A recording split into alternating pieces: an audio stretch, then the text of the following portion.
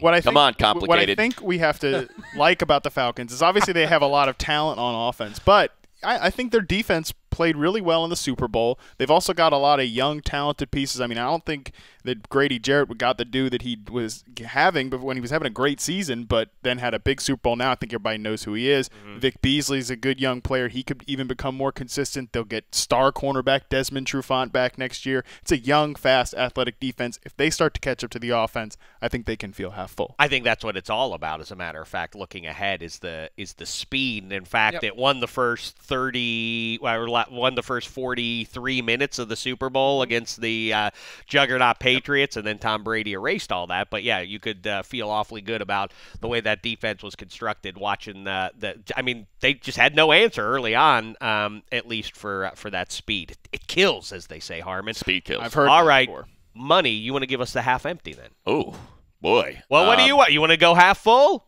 I mean, I think it's 3/4 full. I mean, to me, I think it's so lopsided in their favor because I look at the Saints, the Buccaneers, and the Panthers, and I just feel like the Falcons are better. No. Really? Absolutely. I think going into the season, and look, that's a young defense. You got to remember, Dan Quinn inherited the worst defense in the NFL. I mean, that's what that guy signed up, and he was brought in to fix it. He certainly fixed it all the way to the Super Bowl. They got better as the season closed. Like you said, you can't argue with the offense. So we know the Saints' defense is flawed. I don't know about Dirk Cutter and the Bucs yet. I want to like him. I think Jameis is getting better, but at the same time, I don't know. And the Panthers regress so badly. Well, you can be dismissive like that, but I think the Bucs are certainly coming on now. But they're not good enough to believe. Like, they weren't consistent enough for us to say, okay, they're taking steps in the right direction. It could be this is what. Oh, I saw that very. It could be this. Exactly right. This could be where bad turnovers, not really a dominant run game. So I just feel like the Falcons are such the class of that division that I am totally comfortable saying they're going to win NFC South. If it is related to the foes that they have in the South, I disagree with you completely. I think the Panthers bounced back big in 2017. I think both of those, both the Panthers and Bucks, have some guys. And I think the Saints defense. I would lean Saints over either of those two if it was anyone that was going to do it. All right, we'll talk about those other teams at a later date. Handsome, what are you, full or empty? Well, I'll play empty just okay. Because I think that the Falcons are going to continue to be a good team. But let's talk about the division first of all. The division is notorious for teams swinging back and forth in terms of where they wind up. The best team will be the worst team the next year. The worst team will be the best team. So Panthers won it 3 years in a row. Right. But anywho, it's happened. Before then, it was always up and down. It was worst to first, pretty much year after year. I think the overall thing is, that was a pretty stunning loss, and how easy is it to bounce back from that? I think you saw it a little bit with the Panthers this year as well. Like, just, you talk about Super Bowl hangovers.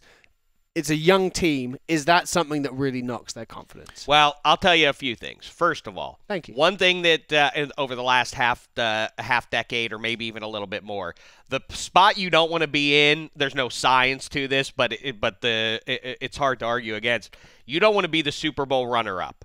Being the Super Bowl runner-up, the football gods typically do not doesn't favor. bode well. No. Yeah, the football gods do not smile on you in the following season. Can I also say, from a glass half empty approach, we all were like, we know about the offense, but to be fair, they scored 540 points this year. That was 71 more points than the second-place team. There's a lot of room for a drop-off there. That's exactly right. They lost their offensive coordinator. That's right. A couple of other offensive coaches. Right. This year was everything breaks right. Julio missed a couple games for the most part.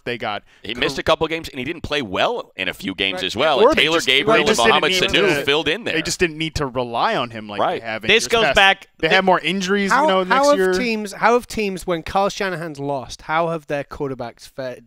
That's a great question. Yeah, Specific to that, the example I was going to give was Hugh Jackson departing the Bengals, and you saw a little slide there from Andy Dalton. I think Matt Ryan is better than Andy Dalton, but I don't think Matt Ryan is as good as Tom Brady or the guys who you would hold up in spite of the MVP. I don't think perennially you say Matt Ryan is a top 5 NFL QB. Including Matt Ryan, they got career years out of a ton of players. This goes back to worldview and ultimately being a half-empty person. Matt Ryan is a great asset. He's a virtue to have under center for you. But on the other hand, is he going to replicate this MVP season? I would No. be So surprised. if he regresses at all, then that thing that you hold up as a positive for them is probably actually going to be. Do you think they're the best team in the division? No. Have we decided? Is it half full or half so empty? let's take a vote. Should we weigh in on? Should we feel like So and the measure is, I suppose, replicating record. Is that the way to do it? How close are they going to be? What did they finish? 11-5. They were 11-5.